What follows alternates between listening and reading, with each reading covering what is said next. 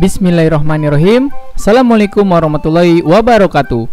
Sebelum memulai pembelajaran hari ini, mari sama-sama kita berdoa. Semoga apa yang kita pelajari dapat bermanfaat untuk kita semua dan kalian selalu diberikan kemudahan oleh Allah Subhanahu wa taala. Berdoa dimulai.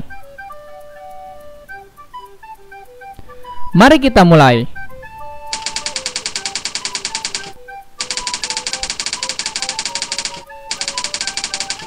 Tema 3, tokoh dan penemu. Subtema 2, penemuan dan manfaatnya. Pembelajaran ke-6.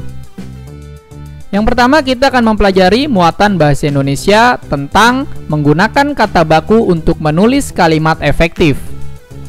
Kata-kata baku dapat ditemukan dalam Kamus Besar Bahasa Indonesia atau KBBI. Misalnya kata zaman merupakan kata baku dari kata zaman. Di tema sebelumnya saya sudah rekomendasikan aplikasi KBBI di handphone. Kalian bisa download di Play Store, yaitu KBBI edisi kelima. Kamu dapat menemukan kata baku dan tidak baku dalam sebuah teks eksplanasi. Perhatikan kata-kata berikut ini.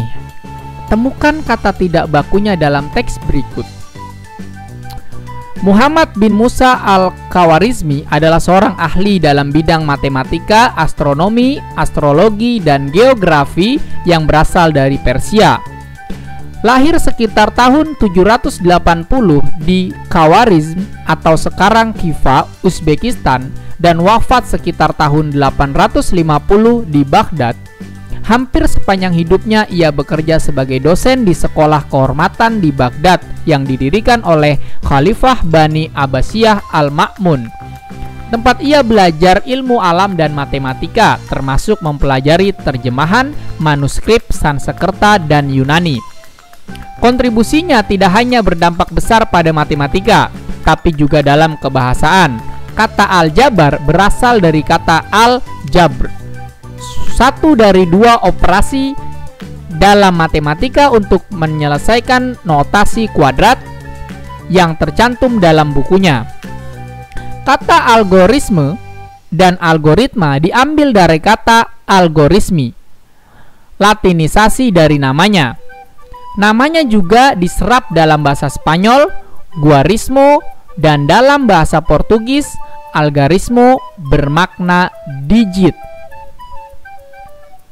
Perhatikan kata-kata dalam teks ini. Adakah kata yang tidak baku? Kemudian mari kita ubah. Dari paragraf pertama dulu, nak. Yang mana, nak? Kata dari geografi. Kata bakunya adalah apa, nak?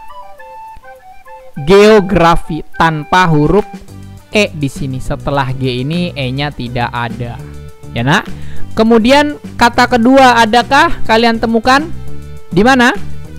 Di sekolah. Coba perhatikan ini, nah. Ini harusnya disambung atau benar kita pisah? Ini disambung. Sudah benarkah? Belum. Kenapa? Karena ini di kata depan diikuti dengan kata tempat. Seharusnya penulisannya adalah dipisah. Kemudian yang ketiga, perhatikan.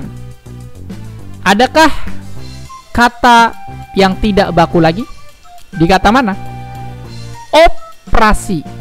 Ini dia, operasi dalam matematika. Seharusnya ini yang betul kata bakunya ada. Apa? Kalian bisa cari di KBBI edisi kelima di handphone kalian. Operasi atau operasi. Ya, yang tepat adalah operasi. Ya. Kemudian yang terakhir adalah didirikan. Didirikan ini seharusnya diapakan? Dipisah atau disambung? Dipisah. Ini dipisah. Seharusnya yang betul adalah disambung. Kenapa disambung? Karena diri ini merupakan kata kerja, bukan kata tempat. Ya seharusnya penulisannya disambung. Ya, mohon maaf tadi terbalik. Didirikan dulu baru operasi. Ya, oke. Pahami betul-betul, nah. Jadi dalam teks eksplanasi itu kalian benar-benar temukan mana kata yang tidak baku. Kalian harus jeli sekali menemukannya. Berikutnya kita akan mempelajari muatan pendidikan kewarganegaraan tentang melaksanakan kewajiban dengan bertanggung jawab.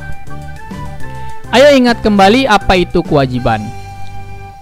Kewajiban merupakan hal yang harus kita lakukan setelah kita mendapatkan hak. Pahami nak ya, hak dan kewajiban itu merupakan satu kesatuan yang harus kita lakukan. Berikut merupakan manfaat melaksanakan dan akibat tidak melaksanakan kewajiban kita secara bertanggung jawab. Yang pertama, kewajiban merapikan mainan setelah bermain. Ketika kita lakukan hal tersebut, manfaat yang kita dapat adalah mainan kita akan lebih awet dan rumah tetap terlihat rapi. Sedangkan akibat jika kita tidak melaksanakan hal tersebut, mainan kita dapat mudah rusak dan juga rumah menjadi berantakan. Yang kedua, kewajiban datang ke sekolah tepat waktu. Jika kita melakukannya, kita tidak akan ketinggalan pelajaran. Dan kita mengabaikannya, apa yang terjadi? Proses belajar mengajar akan terganggu. Jadi ketika ada guru sedang menjelaskan, lalu kita datang, guru tersebut terganggu dan teman-teman kalian juga dirugikan. Karena sedang belajar serius, tahu-tahu ada yang memotong kalian atau kamu masuk ke dalam kelas. Ya.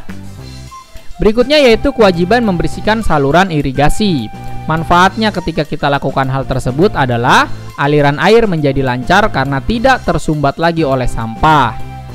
Dan akibatnya jika kita tidak melaksanakan, aliran air akan tersumbat karena sampah dan juga dapat menyebabkan banjir ketika musim penghujan tiba.